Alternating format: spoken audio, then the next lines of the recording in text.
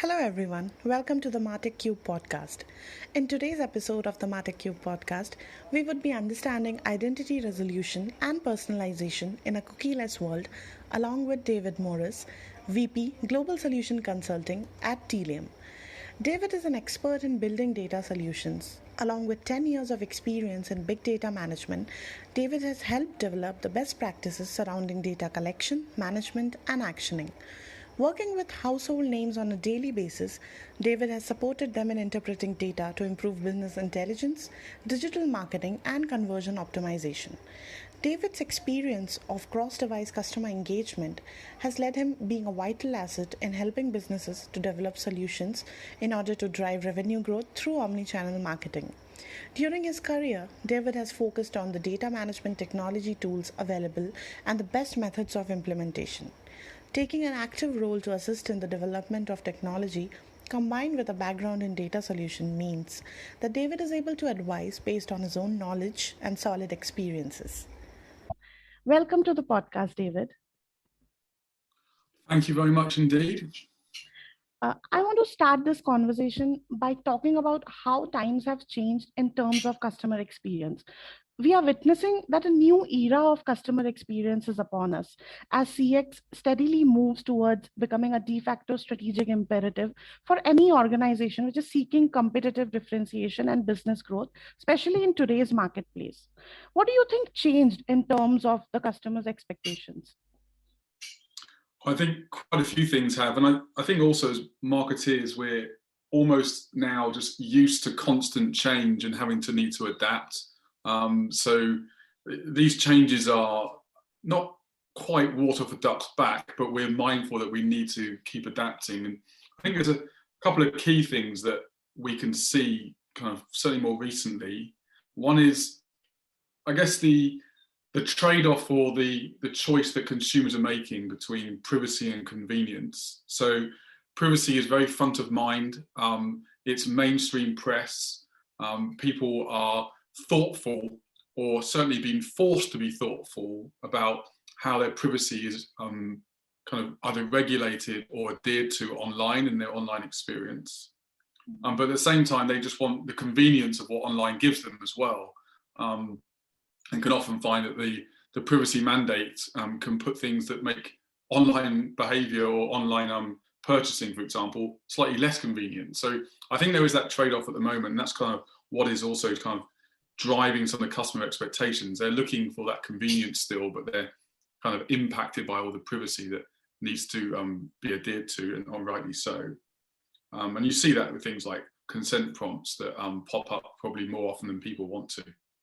And then there's the other half of it, which I think actually is just more of a kind of trend in just society itself, and that is, for a long time we have been the product. So what I mean by that is you will readily accept that free platforms for consumers to use, like social media platforms or search engines or things like that, they're free, but that's because we really are implicitly or explicitly agreeing that the information that we share also on that is really what the platform is all about.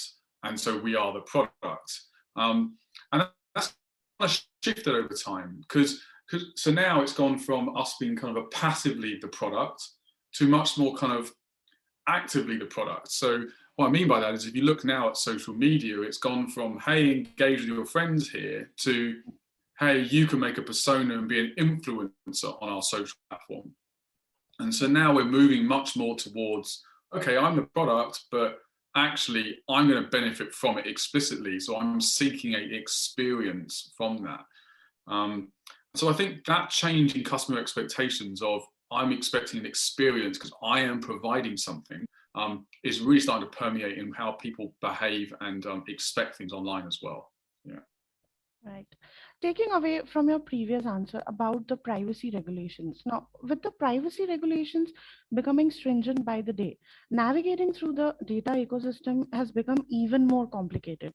That has a tremendous impact on how organizations handle personal data. Consequently, it has also influenced the way that companies use AdTech and MarTech software as such. However, there is a dichotomy to this choice. Do you think that this shift requires us to focus more on the mode of processing the data, or it requires us to actually focus on getting the right platform in place? Was it's an interesting kind of decision to have to make, and I feel like brands now just can't make a choice between the two. So, for example, and I really think that business users should something that should be transparent to them, but the mode of processing the data really should be something that is now managed behind the scenes and is seamlessly then making useful information available into those right platforms. And so what I mean by that is, all the governance that needs to take place should be handled, and obviously handled correctly. And there is even software just to handle just that. But I think that should be decoupled from how it is used. And I think that is why you are seeing a real kind of prolific growth in customer experience related software at the moment. Now, whether that be data related software like CDPs, which are focusing on bringing it all together so you can action it, or whether you're talking about the actual ad tech or the MarTech tools themselves that do the activation. I think there needs to be a separation where the compliance and the governance around the data, it's happening in the background, but allowing that smooth data to be available for business users to make good decisions and be able to make good actions. In other words, good conversations with their customer.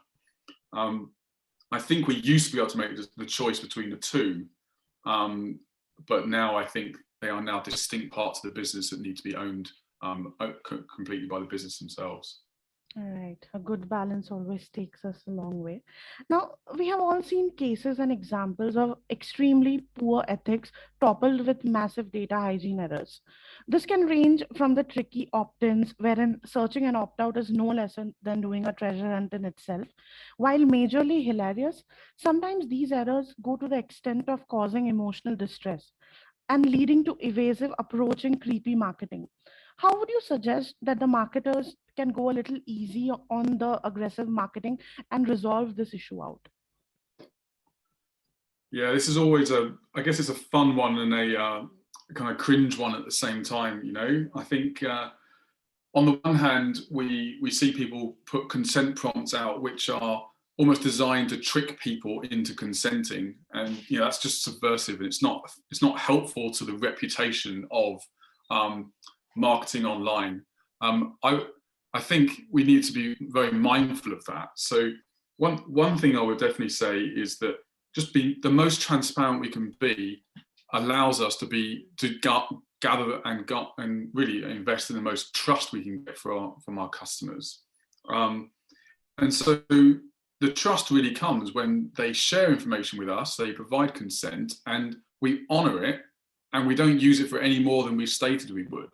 And we're really transparent about what we said we're going to do. And I think, for example, loyalty programs like the ones that we've been involved in for years, like you've had a loyalty program with your online grocer for the last 30 years, I imagine, they've done a really good job of being transparent about what you will get from the program if you sign up.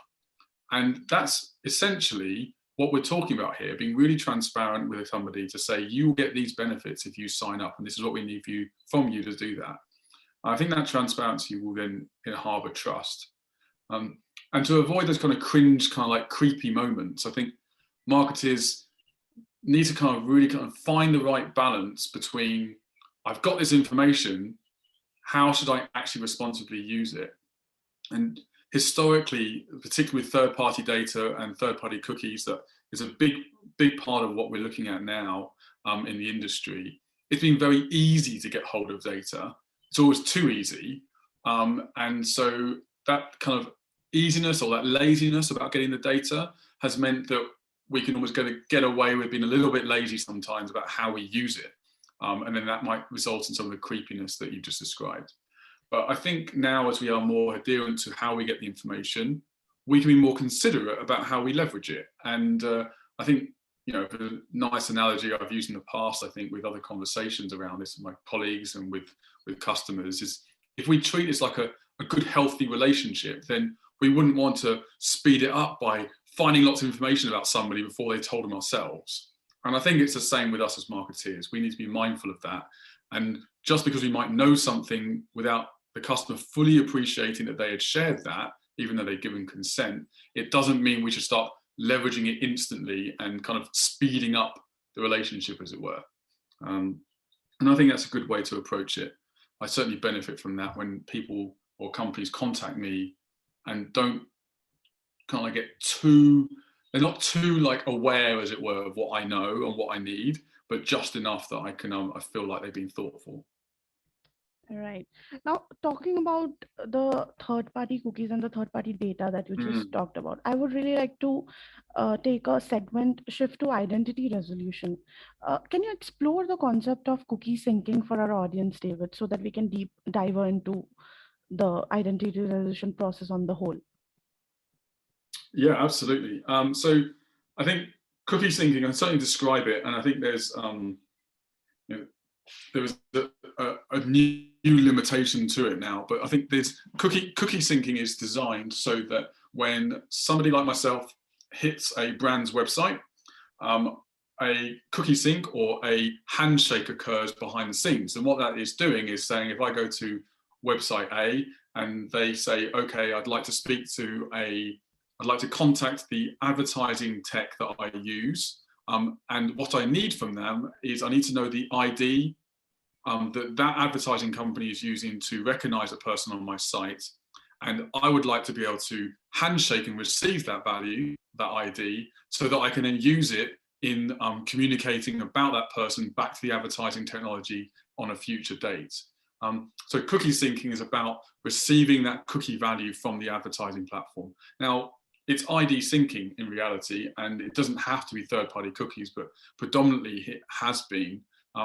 And the purpose of it ultimately is for people to be able to have a way of communicating to advertising technology, digital advertising platforms, using an ID that platform understands, so they can then do things like retargeting and get wider reach and focus around that.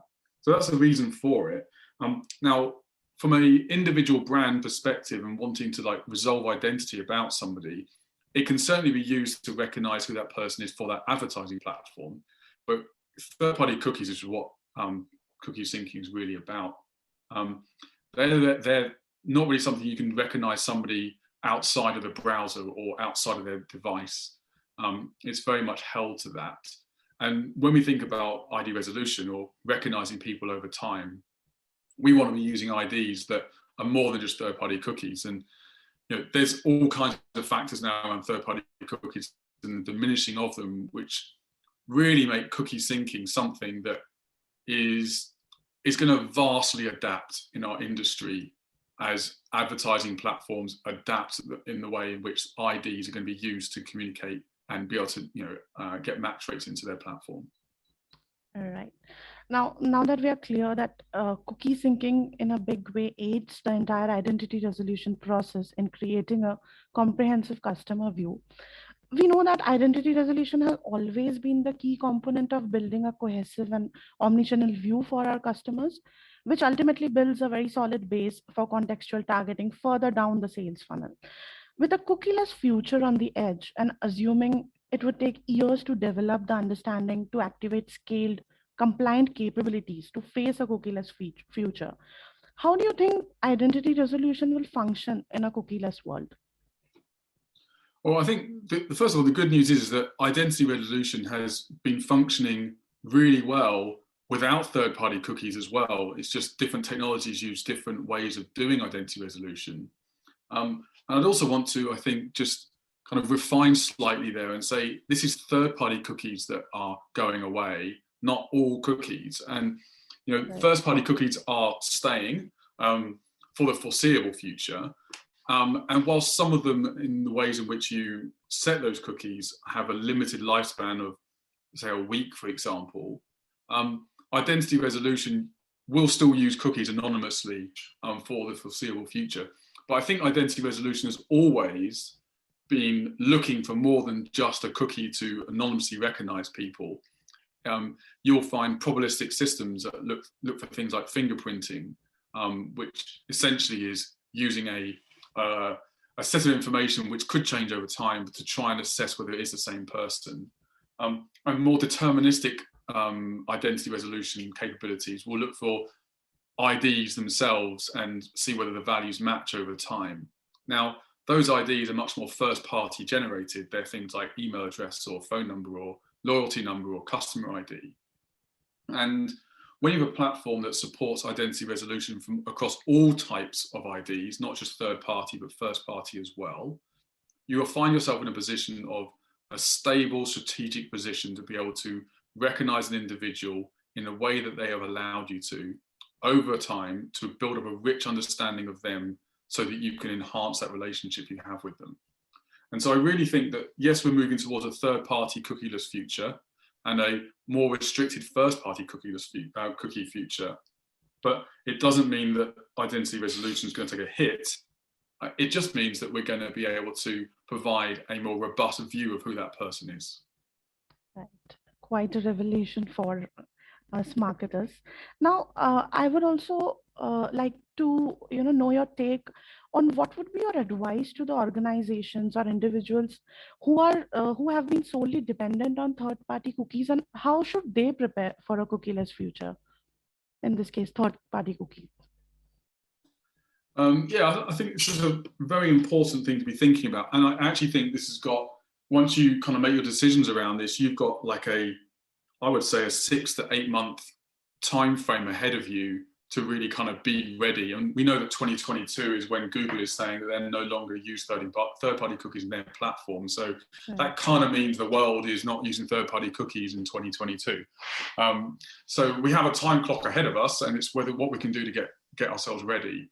Now, there's some practical steps which I'll definitely describe, but I think there's also a strategic mindset as well, and that's to recognize that it's no longer just a tick box in a platform to have data being included in some third-party data be included in what you want to use to be able to kind of retarget and personalize to people.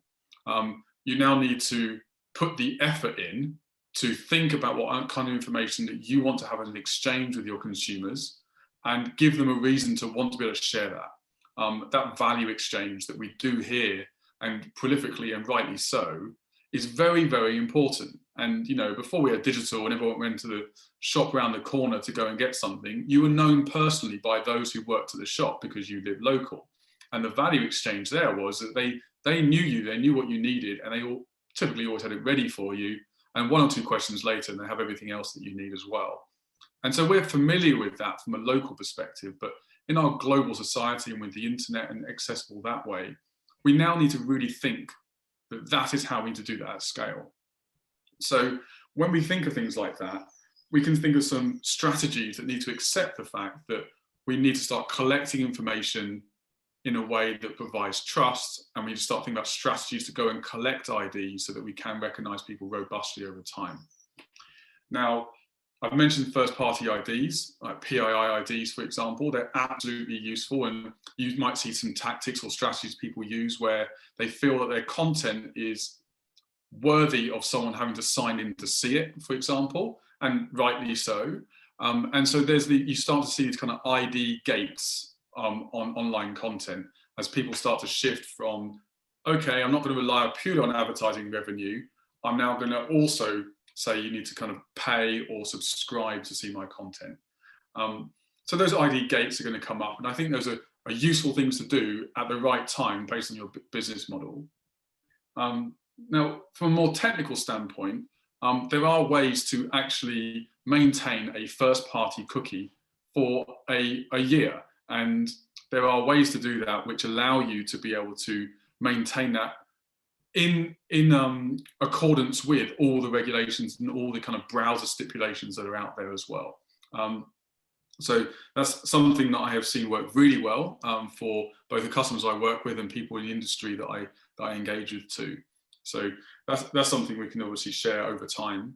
And there's also the need really to be able to show customers that the zero-party information, so that's information you're sharing because for an explicit service that you'll benefit from, actually realizing that and providing that service completely.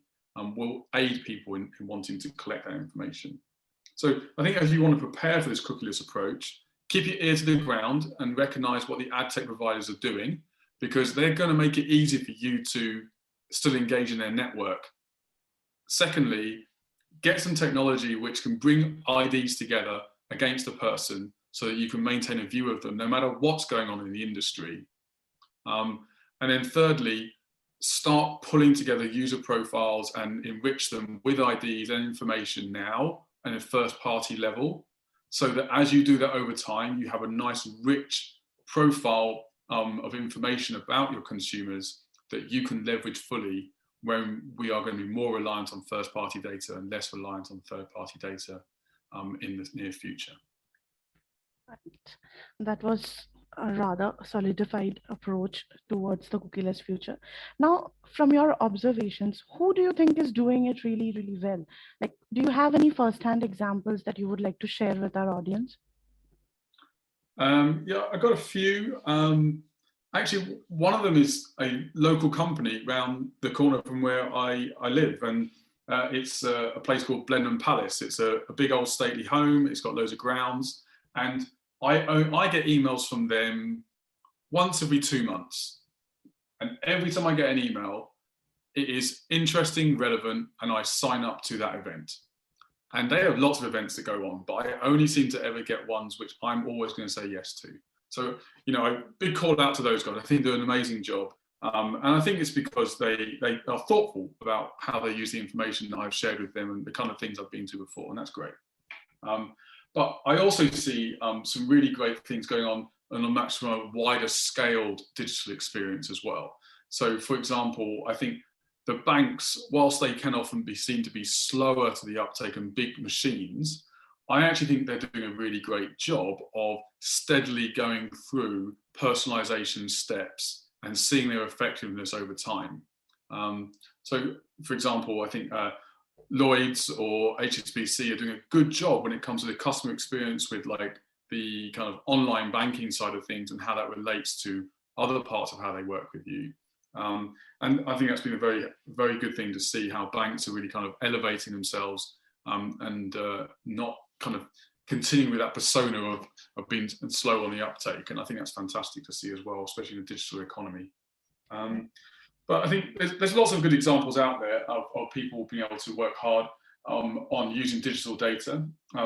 You can definitely see how retail are really kind of pushing the envelope now with needing to be on the digital economy much more than bricks and mortar. And you know, that's just predicated based on the times that we're in over the last 18 months. And there's some that have really kind of taken it by the scruff of the neck. So you've seen a lot more retailers that have commonly been bricks and mortar looking at digital transformation through technology and business process and really trying to escalate and speed that up now. So I think there's companies out there like Dunelm who do great furnishing stuff that have really kind of taken that by the scruff of the neck. It's good to see how they've managed to be able to produce some great results using technology to kind of drive it forward. Right. Quite a fascinating platter of examples, I must say. Now, coming to the last and one of my favorite questions to ask from my guests, what would be your go-to marketing advice for a budding and aspirational marketer? Yeah, okay. I think there's lots of things to take your first step into, and especially when you're thinking about, okay, what am I going to do first?